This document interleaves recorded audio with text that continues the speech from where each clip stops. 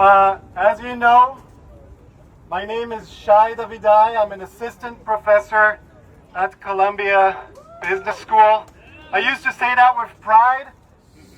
Now I say it with sadness. But I want to tell you one thing. Over the past 10 months, I've been to dozens of rallies, marches, protests, speaking events, and I have never, not even once, covered my face. I have never covered my face because I have nothing to hide.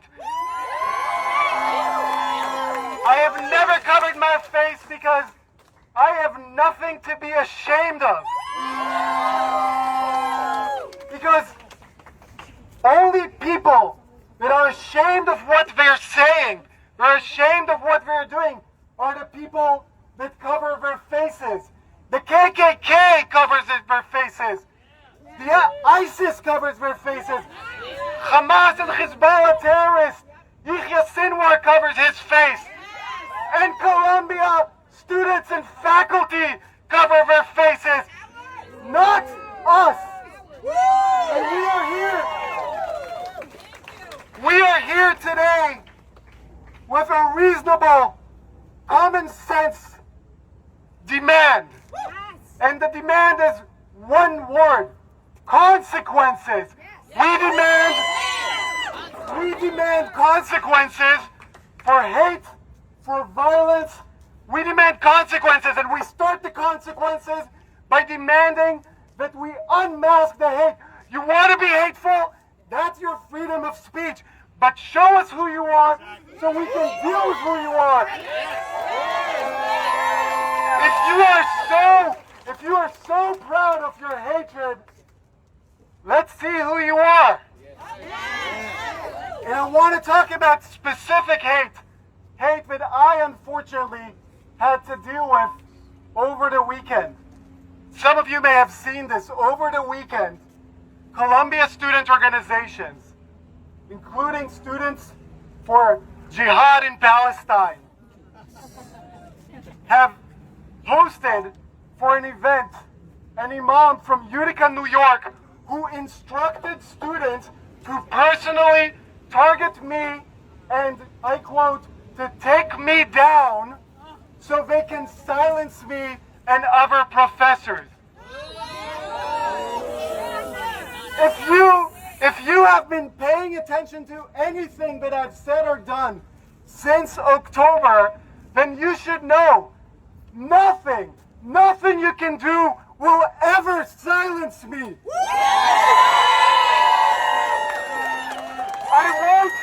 I won't be silenced because I know that I'm speaking the truth. I know that I'm speaking out of love, and I know that I am on the right side, not just of history, but of the here and now. But I am, and people have asked me, am I worried? Are you worried? I am not worried. They can come and try and get me. I will not be silenced, but I am worried what this means to other Jewish professors out there.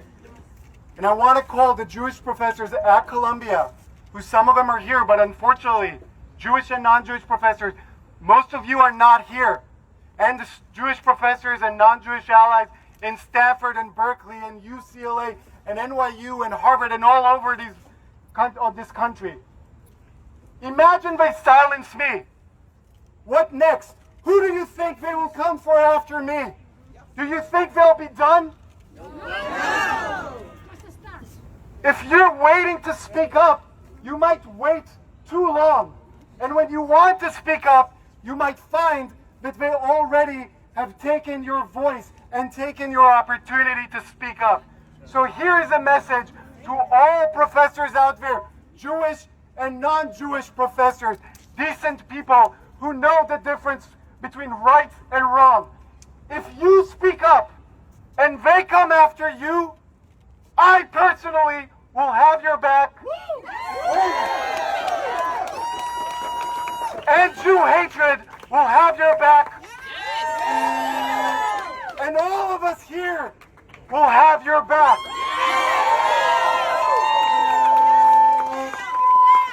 And now, before I end, I want to do something that I've never done, but I want to address Israeli and American Israeli professors out there, and I'll do it in Hebrew, because I want to speak directly to them. חבר'ה, אני מבין את הפחד שלכם.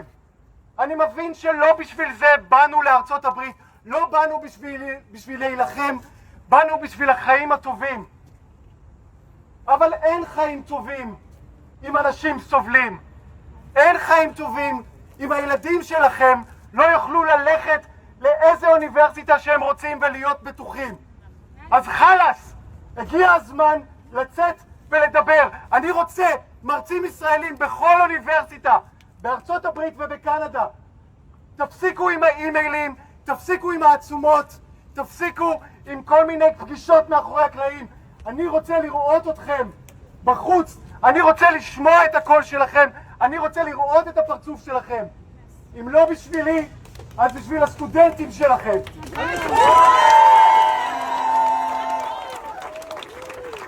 I'll end with this. Not everyone knows, I arrived yesterday. I spent almost the entire summer in Israel. And then in France for my cousin's incredible Jewish wedding. And I got back yesterday. And I woke up today and I was scared. I was afraid. I'm not some brave human being. I was scared and afraid because I didn't know who would show up today. I didn't know if I have to fight this on my own or if people will be fighting with me.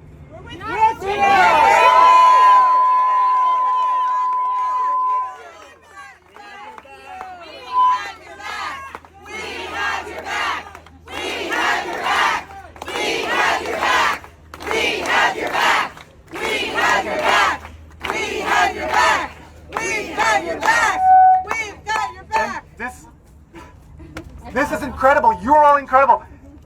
I came here, it started with 10 people, then 20 people show up, then 30 people, and I think there's about 100 people. Next time we'll bring 200, 500, 1,000 people.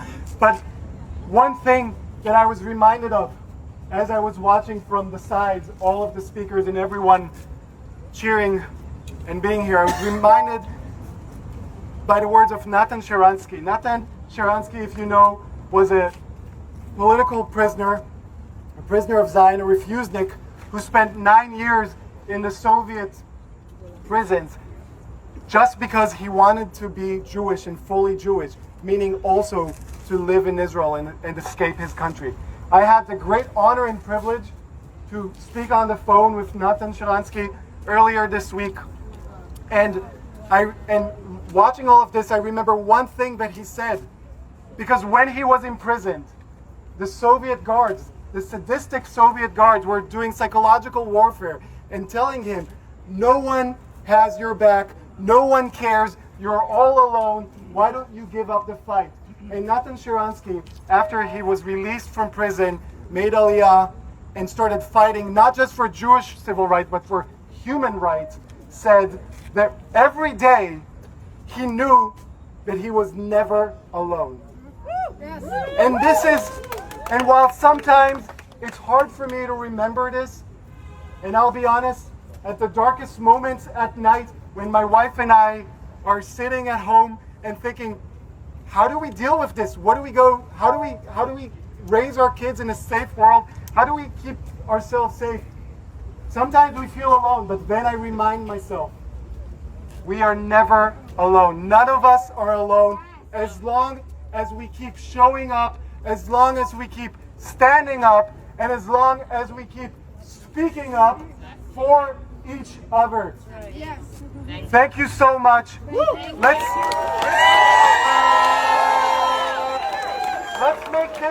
Let's make this academic year the safest year on record, not just for Jewish students, but for every decent, common sense student who knows what's right and what's wrong, who knows what is anti-Semitic and what isn't, who knows that you never, never side with the terrorists who rape, murder, torture, and keep babies hostages.